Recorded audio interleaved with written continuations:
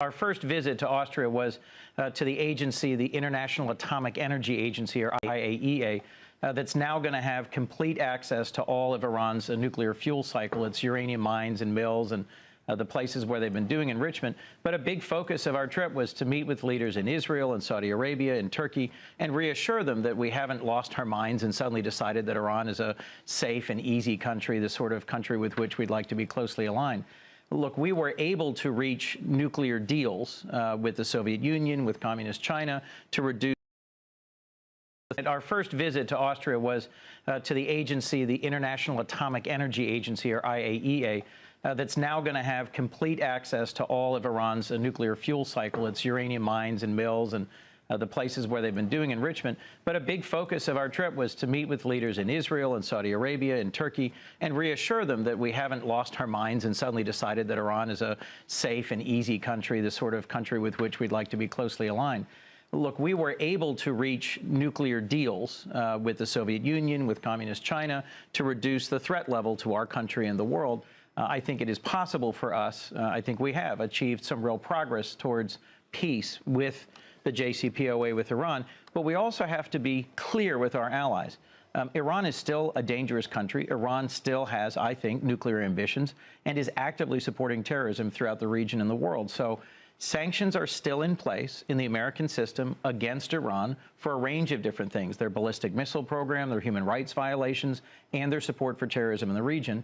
And I've had a series of meetings with bank leaders, with business leaders in Europe and here, just to remind them that they shouldn't be surprised when there is fight that comes from these sanctions. If you were a cynic or a Republican and you said, okay, we seem to roll over every time they seem to either just sort of slap us in the face after the deal, whether it's with, now they're giving medals to the guys that were holding our sailors, at gunpoint, or they throw a missile in our face and, in the morning we're going to put on sanctions, but by the afternoon we back off on the sanctions. Or Secretary Kerry admits to Becky that some of the money, the $50 billion, is definitely going to be used to fund terrorist activity. We wanted this deal so badly, I don't know whether it's for a legacy or what, that there's almost nothing they could do to where we'd either respond or to screw up the deal. And they do whatever they want, because they're whatever they do, we're going to stick with this deal.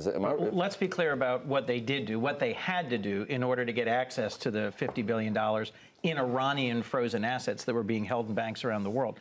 They had to ship virtually their entire stockpile of enriched uranium, 12 tons, outside of the country. It's now under IAEA seal outside of Iran, so they don't have access to it to build a bomb. They had to pour concrete into the very center of a reactor that could have produced weapons-grade plutonium, and they've had to give access to the IAEA to their entire better intelligence than we've ever had. Couldn't we have gotten that plus some concessions about funding terrorist activities or letting our guys go? Or so all we did was the nuclear thing, and we didn't ask for anything else. And it's like, damn the torpedoes. I don't agree with you that we didn't ask for anything else, because 5 Americans have just been released after the deal was done. And I do think that those were being negotiated simultaneously on parallel tracks.